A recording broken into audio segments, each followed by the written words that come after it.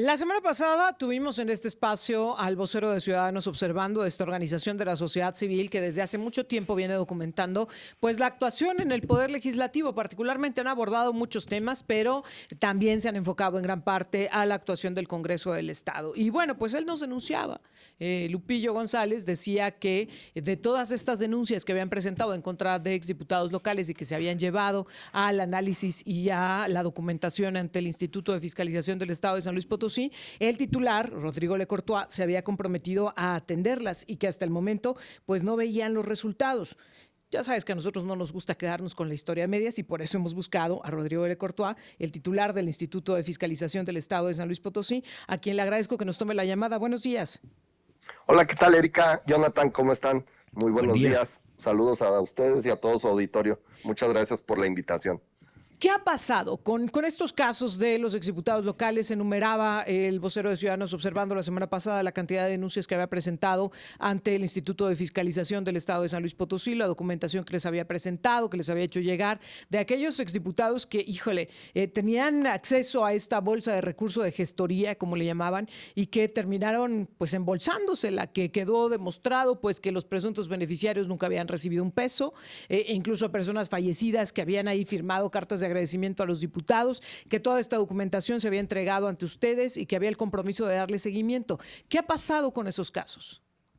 Bueno, Erika, primero comentarte que efectivamente sí hubo una serie de denuncias, no nada más eso, hubo una investigación por parte de la entonces Auditoría Superior del Estado, en donde pues en su momento se volvió mediático, se medio integraron expedientes, se guardaron en cajas y ahí se quedaron en el olvido.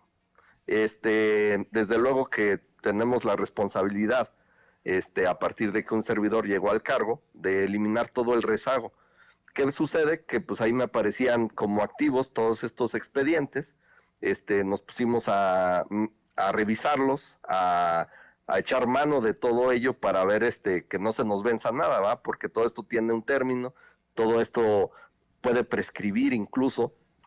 Entonces, pues nos dimos cuenta que los expedientes pues, no estaban integrados. En realidad, fue un tema mediático, sí había denuncias, había pruebas que algunas organizaciones, incluso propios denunciantes, se hicieron llegar a la entonces auditoría, pero no había actas circunstanciadas, no había un procedimiento como tal que se debiera llevar a cabo conforme a la ley. Entonces, pues es lo que estamos haciendo.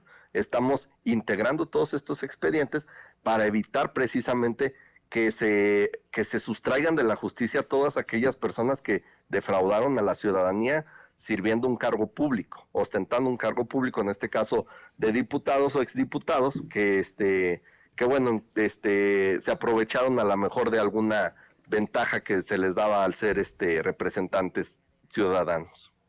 Ahora, ¿cuántas denuncias o cuántas investigaciones tienen ustedes dentro del Instituto de Fiscalización en contra de exdiputados locales? Pues mira, han sido de los 27 legisladores, alrededor de 12 son los que tienen digamos, lo más sustancioso, que se trata de factureras, empresas que cancelaron sus facturas incluso, empresas que ya no fueron localizadas y lo más, ahora sí que lo más triste, personas que falsificaron sus firmas y que presentaron apoyos que a la postre resultaron no ser ciertos. Ahora, de estos dos expedientes que nos dicen son los más sustanciosos que podrían tener integrados, ¿cuál ha sido el tratamiento que se les ha dado? Es decir, sabemos que incluso ha habido exdiputados que, pues sí, ya se vieron acorralados y dijeron, bueno, pues regreso parte del dinero, llego a un acuerdo reparatorio, busco una salida. ¿Cuál es el estatus de estos casos? Como bien dices, efectivamente muchos exdiputados devolvieron dinero o parte de él. Sin embargo, incluso muchos de los supuestos beneficiarios ya fallecieron. Incluso se trataba de personas de la tercera edad que en su momento ya contaban con 85 o 90 años de edad y que pues imposible que a estas alturas se pueda seguir con ellos. Sin embargo, pues los mismos diputados que hicieron esas tropelías, hicieron otras. Entonces, ahorita lo que se está haciendo es integrar correctamente todos estos expedientes para no nada más que se vea un tema mediático, sino que con responsabilidad se integre correctamente y que podamos sustentar el día de mañana ante un tribunal el castigo que se les pueda dar. ¿Cuánto tiempo puede tomar esto? Te lo pregunto porque estamos hablando no de exdiputados de la pasada legislatura, sino de anteriores. ¿Cuánto tiempo puede tomar el que realmente venga un castigo o una sanción? Pues mira, como vamos contra el tiempo y esto es por ejercicio fiscal, tenemos que terminar esto antes de que termine el año. Entonces, tendríamos que presentar ante las autoridades correspondientes todo esto antes del mes de noviembre. A ver, Rodrigo, pero esto quiere decir que sí le van a dar el seguimiento a estas investigaciones de los exdiputados, no importando en qué fuerza política estén ahorita. Se le está dando el seguimiento. Ahí tenemos de todas las fuerzas políticas. No es un tema político, es un tema de responsabilidad, es un tema de que no se salgan con la suya quienes evidentemente defraudaron a los ciudadanos, es de que no se salgan con la suya quienes públicamente fueron exhibidos y al día de mañana pues no se les obtenga castigar a ninguno. Entonces, sin duda alguna esto se tiene que llevar, pero se tiene que llevar de forma correcta. Ahora, pensando en ello, ¿de cuántos estaríamos hablando que sean turnados o que sean atendidos por la parte de la Fiscalía? ¿Cuántos enfrentarán procesos administrativos? ¿Y cuáles podrían ser las sanciones que podrían estar enfrentando? Mira, algunos ya en su momento se presentaron algunas denuncias, algunas imputaciones penales por la entonces auditoría, incluso más bien por la propia ciudadanía, porque no nada más presentaron denuncia ante la auditoría, sino que presentaron en la fiscalía.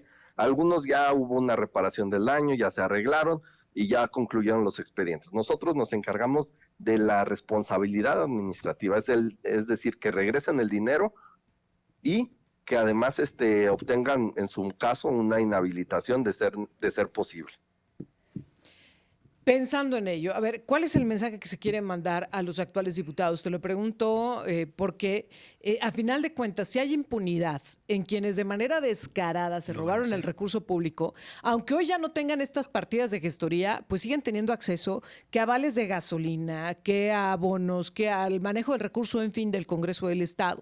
En medio de esa situación, ¿cuál es el mensaje que se les quiere enviar a los diputados? Y también te lo preguntaría, partiendo de estas realidades, de estos casos que se presentaron en el pasado, ¿han cambiado los procesos de fiscalización hacia el Congreso del Estado, hacia los diputados locales? Totalmente, Erika. Bueno, ahora sí que gracias a los medios de comunicación y no a las propias autoridades, es que se logró eliminar todas estas partidas que resultaban discrecionales y abusivas. Y a final de cuentas el mensaje es que debe de haber cero impunidad, que se tiene que lograr una transparencia al 100% y que la fiscalización va a llegar sí o sí, y que además el castigo para quienes hagan un mal manejo de los recursos públicos va a llegar sí o sí. Bueno, pues quedamos pendientes de ello y yo te quiero invitar a ver, nos decías que esto tiene que quedar a la brevedad. ¿Te parece si vamos haciendo cortes de caja para ver cómo van avanzando y que incluso podamos detenernos en las particularidades, es decir, en el momento que uno de estos procesos ya haya avanzado, que ya esté canalizado, etcétera, y que podamos hablar más al respecto, que podamos ir haciendo estos cortes de caja? Porque creo que lo peor que puede pasar para la ciudadanía es justo lo que nos decía el viernes pasado, al cierre de la semana pasada, el vocero de Ciudadanos Observando, que nos decía, pues nos quedamos con esta sensación de que no pasa nada, de que pueden hacer lo que quieran y que no hay castigo ni sanciones. Si nos lo permites, vamos haciendo estas revisiones periódicas. Claro que sí, Erika, pues es un compromiso con ustedes y no nada más con ustedes, sino con toda la ciudadanía, porque es a final de cuentas a quien le debemos los resultados de nuestro trabajo. Oye, no te puedo dejar ir sin preguntarte, a ver, ya ha avanzado, ya está convertido en una realidad el hecho de que la Fiscalía, que el Instituto de Fiscalización va a poder fiscalizar los recursos en la transición en el Poder Judicial. Sí, muchas gracias también por el espacio. Final de cuentas, el día de ayer fue aprobado por mayoría toda esta nueva reforma a la ley de entrega-recepción en que nos va a permitir pues actuar dentro de este proceso de entrega-recepción de todo un poder que es el Poder Judicial. Y bueno, a final de cuentas es una iniciativa y una reforma que era necesaria, que se contemplaba solamente unas entregas, recepciones particulares, pero no la de un poder completo, como va a suceder históricamente este 15 de septiembre. Bueno, pues quedamos pendientes de ello y preguntarte un poco nada más el tema de y cómo se va a dar esta revisión, cómo se va a dar esta supervisión, que nos expliques a grandes rasgos cómo sería este proceso de observación, entiendo, de esta transición. Bueno, en primero comentarte que va a desaparecer el Consejo de la Judicatura.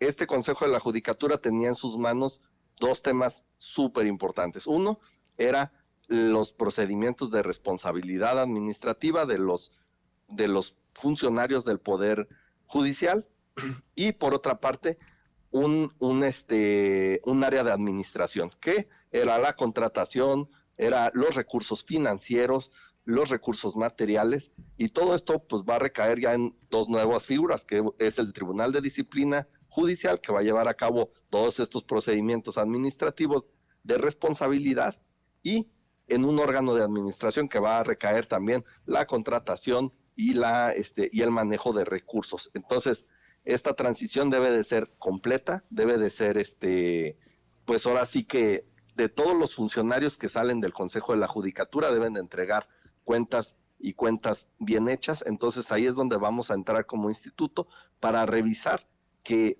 se está entregando toda la información, que no haya recursos públicos que queden fuera de esta entrega, que no haya, tenemos ahí por ahí de algunas denuncias que a la salida del Consejo de la Judicatura empiezan a todos estos empleados que tenían ahí escondidos, que ni siquiera cumplían con una función jurisdiccional, que ni siquiera tenían el perfil.